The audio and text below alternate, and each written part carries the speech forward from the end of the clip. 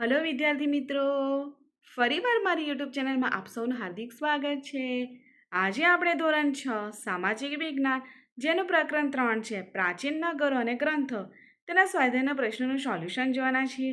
જો તમે આગળના 2 પાર્ટના સ્વાધ્યાયના પ્રશ્નોનું સોલ્યુશન ન જોયું હોય તો મારી યુટ્યુબ ચેનલમાં જઈને જોઈ લેજો.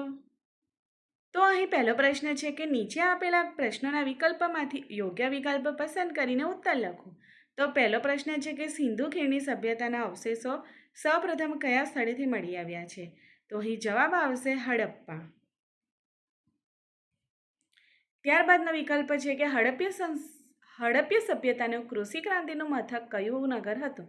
તો અહીં જવાબ આવશે સી કાલીબંગન. પ્રશ્ન 3 છે કે ઋગ્વેદમાં કેટલા મંડળો છે? તો 10 મંડળો છે. ત્યારબાદ પ્રશ્ન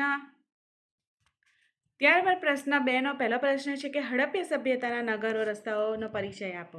તો અહીં ઉત્તર છે કે હડપ્ય સભ્યતાના નગરના રસ્તાઓ સગવડવાળા હતા.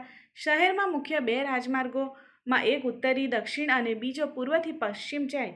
અહીં મુખ્ય માર્ગોના સમાંતરે શેરીઓ આવેલી હતી. રસ્તાઓ એકબીજાને ગાંઠખૂણે મળતા હતા. આખું નગર ચોરસ અને લંબચોરસ વિભાગોમાં વહેંચાયેલું હતું. એ રીતે રસ્તા અને શેરીઓને આયોજન કરવામાં આવ્યું હતું. જાહેર રસ્તાઓ પણ રાત્રિ પ્રકાશની વ્યવસ્થા હતી.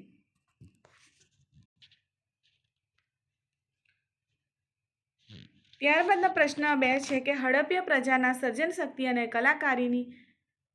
કલાકારીગીરી રમકડામાં વ્યક્ત થાય છે. વિધાન સમજાવો.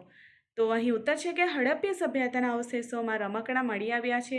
તે દર્શાવે છે કે આ સમયના લોકો બાળપ્રેમી હતા. સિંધુ ખીણની સભ્યતાના લોકોએ પોતાના બાળકો માટે વિવિધ પ્રકારના રમકડા બનાવ્યા હતા. તેમાં પંખી આકારની સિસોટીઓ, ઘૂઘરા, ગાડા, લખોટી, પશુ પંખી અને સ્ત્રી પુરુષના આકારના રમકડા, માથું હલાવતા પ્રાણી અને ઝાડ પર ચડતા વાનરની કરામત દર્શાવતા રમકડા મુખ્ય છે. આ પરથી કહી શકાય કે હડપ્ય પ્રજાની સર્જન શક્તિ અને કલાકારીગીરી રમકડામાં વ્યક્ત હતા. ત્યારબાદ પ્રશ્ન 3 છે કે લોથલ વિશે નોંધ લખો.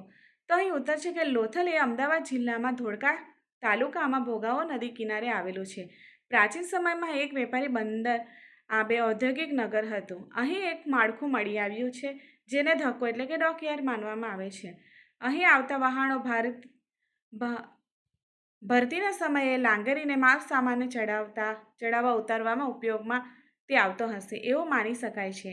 આ ઉપરાંત લોથલમાંથી વખારો અને મણકા બનાવવાની ફેક્ટરી પણ મળી આવી છે. આ બધા અવશેષો દર્શાવે છે કે લોથલ એ સિંધુ ખીણ સંસ્કૃતિનું સમૃદ્ધ શહેર, અગત્યનું આંતરરાષ્ટ્રીય બંદર અને વેપારી મથક હતું. ત્યારબાદ પ્રશ્ન 3 છે કે ખાલી જગ્યાઓ પૂરો. તો પહેલો છે કાલીબંગન ખાલી જગ્યા રાજ્યમાં આવેલ છે. તો કાલીબંગન એ રાજસ્થાન રાજ્યમાં આવેલું છે. બીજો છે હડપ્ય સભ્યતામાં મળી આવેલા સ્નાનગૃહ ખાલી જગ્યા નગરમાં આવેલ છે. તો મોહેંજો-દડોમાં આવેલો છે. ધોળાવીરા ખાલી જગ્યા જિલ્લામાં મળી આવેલ પુરાતત્વીય સ્થળ છે. તો અહીં જવાબ આવશે કચ્છ. પ્રશ્ન 4 છે ખરા ખોટા આપો. તો પહેલો પ્રશ્ન છે કે હડપ્ય સભ્યતાના મિસર સભ્યતાની સમકાલીન માનવામાં આવે છે. તો અહીં ખોટું છે. ત્યારબાદ બીજો પ્રશ્ન છે કે ધોળાવીરામાં વરસાદ પાણીના સંગ્રહની વ્યવસ્થા હતી. તો ખરું છે. ત્યારબાદ ત્રીજો પ્રશ્ન છે કે ધોળાવીરાની નગર રચના 2 ભાગમાં વહેંચાયેલી છે. તો ખોટું છે. ચોથો પ્રશ્ન છે કે વેદ મુખ્યત્વે 7 છે. તો અહીં જવાબ આવશે ખોટો છે. તો અહીં બસ આટલું જ. જો વિદ્યાર્થી મિત્રો તમને મારો વિડીયો પસંદ આવ્યો હોય તો લાઈક, શેર, સબસ્ક્રાઈબ જરૂર કરજો, જેથી કરીને બાકી રહેલા પાઠના સ્વાધ્યાયના પ્રશ્નોનું સોલ્યુશન લાવીશ.